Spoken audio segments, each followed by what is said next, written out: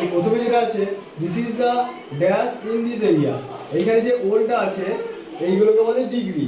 ঠিক আছে, এইগুলো কি করতে হবে যে তুলনা করা হয়। ডিগ্রি মানে কি মাত্রা বা তুলনা। ঠিক আছে, এইটার তিনটে ডিগ্রি তিনটে ভাগ হয়। একটা হলো কি কি পজিটিভ ডিগ্রি, ঠিক আছে, পজিটিভ, কম্পারেটিভ, আর হলো গিয়ে সুপারলেটিভ। ঠিক আছে, এবার এই ওল্ডের তিনটে তাহলে রূপ হবে। ঠিক আছে, তিনটে ফর্ম হবে। একটা কি হবে, একটা ওল্ড হবে, একটা কি হবে ওল্ডার হবে, আর একটা ওল্ডেস্ট হবে। ঠিক আছে, সাধারণত কি হয় এই যে মেন অ্যাডজেক্টিভটা থাকে সেই অ্যাডজেক্টিভটার সাথে কি করতে হয় ইয়ার যোগ করে কম্পারেটিভ করতে হয়, ইএসটি যোগ করে সুপারলেটিভ করতে হয়। ঠিক আছে, এবার কোথায় কোনটা বসে সেটা আমাদেরকে দেখতে হবে। এবার দেখো যখন যখন দি থাকবে সামনে, ঠিক আছে, তখন ইএসটি যুক্ত অ্যাডজেক্টিভটা বসাতে হবে। ঠিক আছে, মানে সুপারলেটিভ ফর্মটা। তাহলে এখানে দি আছে, তাহলে ওল্ড এর সাথে কি যোগ করতে হবে, ওল্ড এর সাথে ইএসটি যোগ করে দিতে হবে, ওল্ডেস্ট এর। বুঝতে পারলে? তারপরে দেখো সি ইজ টল আছে, যখন দেন থাকবে এই ড্যাশের পরে দেন থাকবে তখন এই টলের সাথে ইয়ার যোগ করে দিলেই হয়ে যাবে। ঠিক আছে, তারপরে হি is as dash as is father, যখন অ্যাজ থাকবে তখন এই মাঝে কি বসাতে হবে, যেটা থাকবে অ্যাডজেক্টিভ সেই অ্যাডজেক্টিভটা বসে যাবে। তাহলে গুড আছে এখানে, এই গুডটাই বসে যাবে।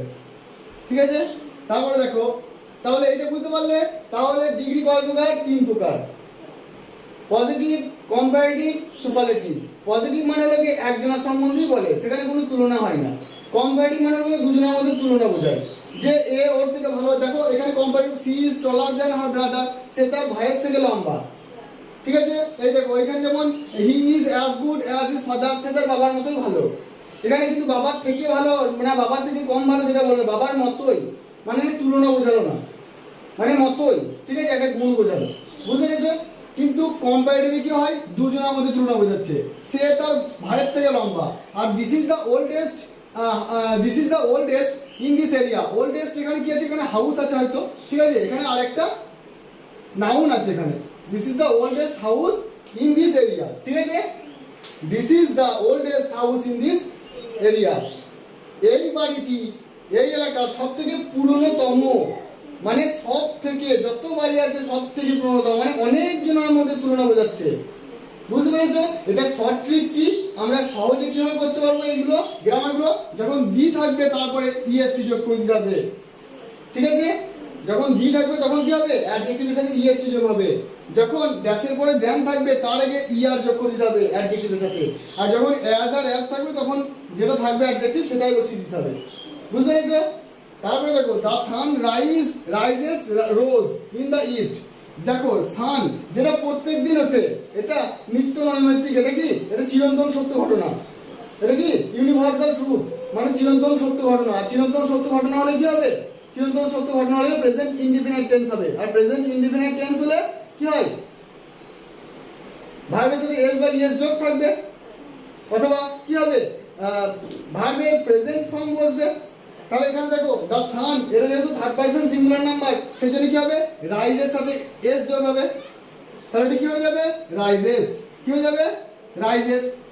আমি আগের ভিডিওগুলোতে তোমাদেরকে বলে দিয়েছি যে থার্ড পারসন সিঙ্গুলার নাম্বার কোনগুলো, কার সাথে এস যোগ হয়, কার সাথে ইএস যোগ হয়, কখন এস যোগ হয়, কখন ইএস যোগ হয়, আগের ভিডিওতে আমাদের সব দেওয়া আছে ওগুলো। তারপর দেখো use prefix or suffix. Prefix, prefix মানে কি, প্রেফিক্স মানে প্রি মানে আগে। তাহলে কোন একটা শব্দের আগে যেটা বসবে সেটাই কি বলবে, প্রেফিক্স। বাংলায় যেটা বলে উপসর্গ। আর সাফিক্স মানে পরে যেটা বসবে, মানে শব্দটার পরে। বুঝতে পেরেছো? তাহলে কি হচ্ছে, ঠিক আছে, এইখানে দেখো পসিবল, এর আগে সাফিক্স অথবা প্রেফিক্স যে কোনো একটা বসাতে বলছে, তাহলে এর আগে বসিয়ে দেবো ইম্পসিবল। কি বসাবো, ইন বসিয়ে দিলে দেখো হয়ে যাবে। তাহলে ইনটা কি হলো, প্রেফিক্স, ইম্পসিবল। বুঝে গেল? বুঝতে পারলে কত সহজ? ঠিক আছে, তাহলে আবার এইরকম ভিডিও পাওয়ার জন্য কি হবে, চ্যানেলটাকে লাইক, কমেন্ট এবং সাবস্ক্রাইব।